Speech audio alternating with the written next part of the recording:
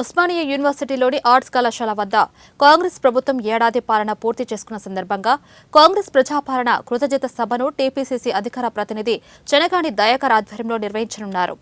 ఈ మేరకు సభకు సంబంధించిన ఏర్పాట్లను చెనగాని దయాకర్ పరిశీలించారు. ఈ సందర్భంగా దయాకర్ మాట్లాడుతూ సభకు విద్యార్థులు పెద్ద ఎత్తున తరలివచ్చి విజయవంతం చేయాలని పిలుపునిచ్చారు. రేపటి సభకు టీపీసీసీ అధ్యక్షుడు మహేష్ కుమార్ గౌడ్ ఇతర రాష్ట్రాల మంత్రులు హాజరు కానున్నట్లు చెప్పారు.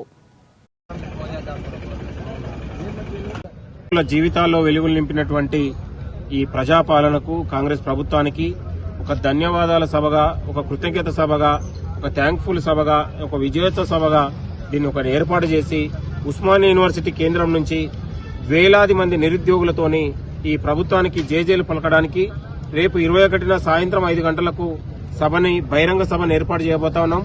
ఈ బహిరంగ సభకు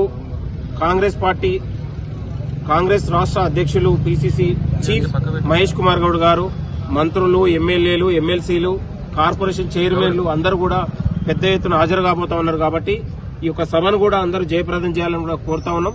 కాబట్టి ఈ సభలో కళాకారులు, అందరూ మేధావులు, ఇంకా ఉన్నటువంటి అనేక మంది వివిధ ఉన్నటువంటి నిపుణులు కూడా ఈ యొక్క బహిరంగ సభలో పాల్గొని మాట్లాడతారు. ఈ వచ్చే 4 ఏళ్లలో కూడా మన ప్రభుత్వం నిరుద్యోగుల కోసం, రైతుల కోసం, అనేక ఉన్నటువంటి సంక్షేమ పథకాల కోసం అభివృద్ది చేయడానికి సిద్ధంగా ఉంది. గత 10 ఏళ్లలో మొత్తం కూడా తెలంగాణ వ్యవస్థ, ఆర్థిక వ్యవస్థ, తెలంగాణ మొత్తం కూడా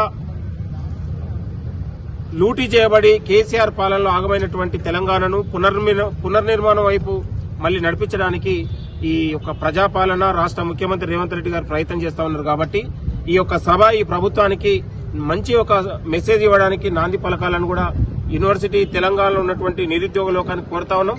ఇది నిరుద్యోగుల పక్షపాతి, నిరుద్యోగ నిర్మూలన కోసం ఈ ప్రభుత్వం కృషి చేస్తా ఉంది. ఒకవైపు ప్రైవేటు రంగంలో, ఒకవైపు ప్రభుత్వ రంగంలో ఉద్యోగాలు ఇవ్వాలనే ఆలోచనతో ఈ ప్రభుత్వం ముందుకెళ్తుంది. కాబట్టి ఈ సభ